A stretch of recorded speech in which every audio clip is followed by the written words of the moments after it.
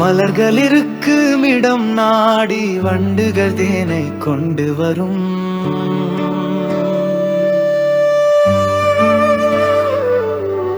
வண்ணமயில்கள் மழை காட்ட தோகை விரித்து நடனமிடும்.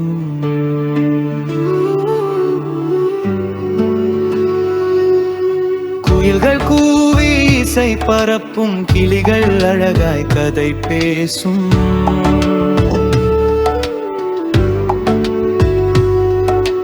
தென்றல் காற்று சிந்து பாடி வந்து அங்கே வாழ்த்தி நிற்கும்.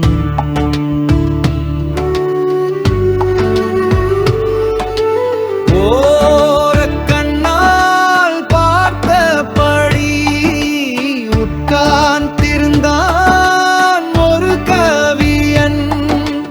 உயர உயர அவன் பறந்தான், தன்னை மறந்தான், வான் மிதந்தான். கற்பனை காவுள் அவன் இருந்தான், சித்தனை போல மாறி நின்றான். இத்தரை சிறக்க பல மொழிந்தான், எத்தனை எத்தனை கவிதான்.